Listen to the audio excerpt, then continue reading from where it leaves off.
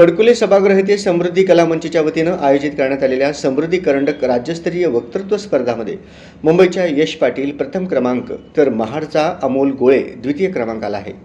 तसेच उद्योजक युवक सुहास आदमाने व वैद्यकीय क्षेत्रातील युवती रुचा गोडगे यांना समृद्धी युवा पुरस्काराने मानपत्र, फेटा, शाल व बुके देऊन सन्मानित करण्यात आले, असे समृद्धी सोशल फाउंडेशनचे अध्यक्ष संजय सावंत यांनी कळविले आहे।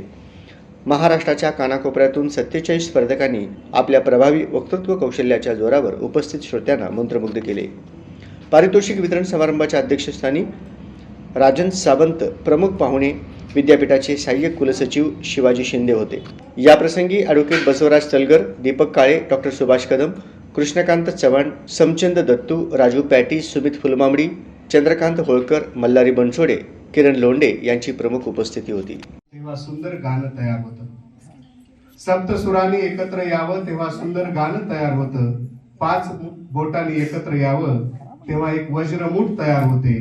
आणि समृद्धी कला मंचच्या सर्व पदाधिकाऱ्यांसहित कार्यकर्त्यांनी एकत्र यावं तेव्हा ही राज्यस्तरीय स्पर्धा यशस्वी होते, असं मी म्हणायला हरकत नाही।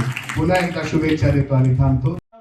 आवाड सरांच्या विनंतीला मान देऊन या ठिकाणी अचानकपणे ते आले आणि हे जे परीक्षक आहेत निकालाच्या बाबतीमध्ये मी तुम्हाला एवढं सांगेन, अतिशय पारदर्शकता आणि वस्तुनिष्ठ पद्धतीनं मग ते पुरस्कार असतील किंवा पारितोषिकामध्ये जे स्पर्धकाचं जे गुणांकन असेल, अजिबात कुठल्याही प्रकारचं नाही। आता बऱ्याच स्पर्धकांना कधी कधी काय होतं, जास्त जर बोलणं झालं किंवा जास्त जर हातवारे झाले म्हणजे टाळ्या मिळणं म्हणजे आपलं भाषण खूप भारी झालं असं बऱ्याच स्पर्धकांना वाटतं। पण माझ्या माहितीप्रमाणे देशमुख सर कंटेंट महत्वाचा, आशय महत्वाचा आहे, बाकी गोष्टी महत्वाच्याच म्हणणार नाही, कारण मी बऱ्याच स्पर्धेमध्ये वक्तृत्वामध्ये पारितोषिके मिळवलेली आहेत। तर या स्पर्धा इथून पुढे भविष्यामध्ये खूप चांगल्या होणार आहेत। पुरस्काराच्या बाबतीमध्ये मी एवढंच बोलेन, परत एकदा मी जे स्पर्धक सहभागी झाले या सर्व स्पर्धकांचा परत एकदा समृद्धी कला मंचच्या वतीने या ठिकाणी स्वागत करतोय आणि पुढच्या वर्षी जास्तीत जास्त स्पर्धक कसे सहभागी होतील आणि वेळ कसा वाढवता येईल यासाठी आपण निश्चितपणे प्रयत्न करू।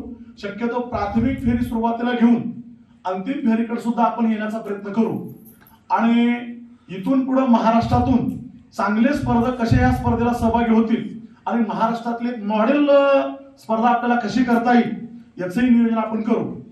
पुरस्काराच्या बाबतीमध्ये मी एवढंच बोलेन की आम्ही जे पुरस्कार निवडलेले आहेत त्याच्यामध्ये निवड समिती आम्ही निवडलेली होती। आम्ही ह्याच्या पाठीमागे क्रीडा क्षेत्रातले सुद्धा पुरस्कार दिले होते, पण मी निवड समितीला एकच सांगून ठेवलं होतं की त्याच्यापेक्षा जर कोण चांगला मिळाला तर निवड समितीचा अपमान होईल आणि क्रीडामध्ये सुद्धा आम्ही त्याच पद्धतीने पुरस्कार निवडलेले होते। आता याच्यामध्ये जे आम्ही पुरस्कार्थी जे निवडलेले आहेत, सुहास आदमाने म्हणून आहेत, 35 वर्षाच्या आतला युवक आहे, कोट्यावधीच्या पुढचा टर्नओव्हर आहे, लक्षात ठेवा। आलेत का?